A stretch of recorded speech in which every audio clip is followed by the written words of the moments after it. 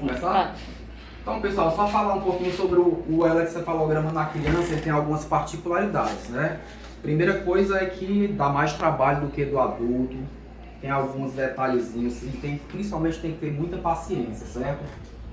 Mas dá certo e os resultados são bons. Então, qualquer eletro é bom que tenha sono, mas em criança, particularmente, é fundamental que tenha um registro em sono. Um eletro sem sono em criança, ele é incompleto, então você nem grava, certo? A criança não dormiu, você ainda aceita sonolência. A criança sonolenta você pode gravar, mas se ela ficou agitada, não dá nem para você colar o eletrodo, você já tem experiência nisso também, certo? Se a criança está só sonolenta, tudo bem, mas o ideal é que ela entre um sono mais profundo. Por quê? Porque o sono ele ativa, ele facilita as anormalidades das epilepsias. A gente vai criar um grupo de zap para tirar a dúvida de vocês, para vocês se sentirem totalmente seguros, certo? Vocês não vão fazer nada sem respaldo, tudo que vocês vão fazer vai ter alguém por trás responsável, tá bom? Então, a gente vai bater a tecla da privação de sono. Eu mandei fazer um materialzinho, um cartão de visita para a gente deixar na recepção e a recepção já passa por WhatsApp pro paciente. Como instrução, né? Isso, como instrução para as mães, porque né? a gente só pode dormir 3 horas, às vezes. Não, tem que ser violenta mesmo. Dormir meia-noite, a orientação é dormir meia-noite, acordar às 5 da manhã, não deixar a criança cochilar nada durante o dia. E assim, é uma coisa que requer muita cooperação dos pais, né? Se os pais não cooperarem, a mãe dormir, estragou o exame. Por quê? Vai facilitar o efeito do sedativo também. E a própria privação de sono, ela facilita o surgimento de anormalidade de epilepsia também. Ela é chamada, por isso, uma prova de ativação, que ela ativa as epilepsias. Então, só falando do sono, né, tem o sono não REM e o sono REM.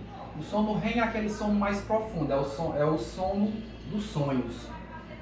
É onde o corpo relaxa, a musculatura fica toda relaxada. Dificilmente você vai ver nos eletrorotina. A gente vai ver mais essas fases N1, N2 e N3, né? Como é que é importante que vocês percebam, quando a criança está dormindo, o traçado vai ficar mais lento, cheio de onda lenta. Isso aqui é um exemplo. Então, você vê que não tem nenhuma interferência aqui, né? Aqueles borradinhos, aquelas pontazinhas desaparecem, tudo fica um traçado bem limpinho e cheio dessas ondas aqui, ó. Aqui são ondas chamadas delta, onda lenta, certo? Que é um traçado de sono em criança. Aí tem as provas, né? As provas de ativação também são importantes. Você vai ver que os neuropediatras vão pedir o eletroencefalograma em sono e com prova de ativação. Nem sempre, quando a criança dorme profundamente, a gente não vai poder fazer as provas de ativação porque a criança não vai cooperar. Criança com menos de 3 anos não vai hiperventilar, né? Ela não vai cooperar para soprar. Mas como é que funciona a prova de hiperventilação? É fazer no mínimo 3 minutos, pessoal. Eu sei que é chato, mas a gente vai bater na tecla e tem que ser pelo menos 3 minutos, certo? E eu olho mesmo, eu sou meio chato nisso. E você vê pelo gráfico se ficou ou não bom a prova de hiperventilação. Por quê? Uma hiperventilação bem feita em criança, o traçado vai ficar assim, certo? São ondas, até parece com aquele de sono, né?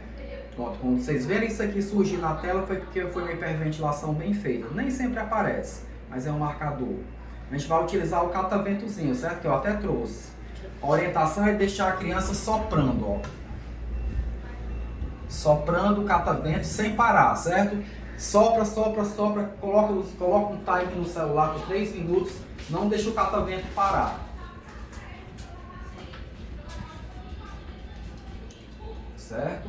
E a outra prova de ativação é a fotoestimulação, né? Que são as luzinhas, já está tudo pré-programado. O importante é deixar que o aparelho ele inicia e termina automaticamente sozinho a prova da fotoestimulação. Para a fotoestimulação ser bem feita, a criança tem que estar acordada de olho aberto. Não adianta fazer fotoestimulação com a criança dormindo, porque não tem utilidade, certo? E é importante, mesmo a criança esteja dormindo, você ter um trechinho do exame de criança, ela é acordada. Então você começa a fazer um carinho, chama pelo nome para a criança despertar e fazer pelo menos 1, 2 minutos com a criança desperta. O que puder fazer ajuda a gente, é importante esse comparativo.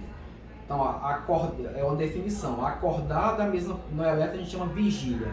Então vigília em eletrocefalograma que significa acordado. E sono é o sono como a gente conhece.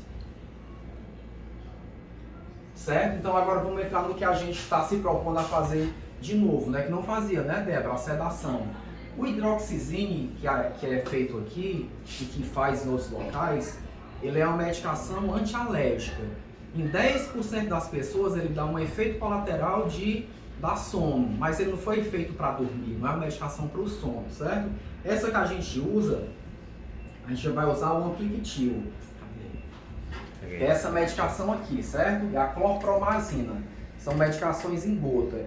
É uma medicação segura, ela não causa parada cardíaca, não causa parada respiratória, não dá náusea, não dá vômito. O que pode acontecer é a criança, uma das duas, não dormir. Então, se a gente usar a dose máxima, a criança não dormir, vai orientar a voltar outra vez com uma privação de sono bem feita. E se ela pode dormir um pouco a mais, é o efeito colateral que pode dar, certo? Como é que a gente vai usar essa medicação? É 1 gota por quilo, certo? Então, 1 gota por quilo. Se a criança, por exemplo, tem 10 quilos, você vai dar 10 gotas. Aí, em meia hora ou 20 minutos, você pode repetir mais 10 gotas. Repete a mesma dose por meia hora, certo? Você pode dar o máximo de 50 gotas até 5 anos de idade. Uma criança pequena, você pode dar 50 gotas. Geralmente a gente não chega a isso. Mas pode chegar até com segurança em 75 gotas para crianças maiores, né? Para 10 anos, 12 anos, principalmente criança autista, hiperativa, que são crianças mais difíceis de sedar. O ideal é a gente dar logo na admissão. Não sei se eles chegam mais de um, chega fila, chega vários. É por hora marcada aqui. Por hora marcada, né? 8, 9, 10. Aí 1 hora de intervalo, né? Certo. Doutor, aí dá quanto tempo de efeito para fazer? 15 minutos. 15 minutos, É. né? Por isso é que o ideal é começar a montar quando a criança está sonolenta já dormindo, né? Por exemplo, meus técnicos lá em Aquiraz, eles montam no colo da mãe. Às vezes faz o eletro da criança deitada aqui, monta aqui no colo, Entendi. né? Às vezes dá para deitar na cama uma criança maior. Se houver outro técnico, você já pode ir adiantando a medicação para o que está esperando, para o próximo horário. Então, enquanto tiver um sala, já finalizando o exame, já pode dar. Se tiver uma sala, já deixa a criança lá, já pode até botar o aparelho. Não, mais difícil, né? Mudar o aparelho. Faz o menino. Essa é a medicação. Vocês vão ver que ela é uma medicação difícil, certo? Todo mundo reclama, mas é porque isso aqui é uma válvula de segurança. Para exatamente cair só 1 gota por vez. Você vai virar o frasco, vai bater no fundinho do frasco e vai ver que vai ser gota por gota e difícil de sair, que é exatamente para você não perder a conta, né? Para não passar gota demais. Isso pode diluir em água, doutor? De água, um copinho de água, um copinho de café pequenininho em água. Certo. Boa. Orientação a mães, né? A criança pode ficar um pouco mais sonolenta durante o dia, mas geralmente a criança já sai do exame acordada e você vai fazer no final do exame o estímulo para a criança acordar. Para fazer o que eu falei, gravar um pouquinho do exame a criança acordada. Esse remédio não pode dar sem água. Não, aqui é ruim. Certo, então bota no exame. É.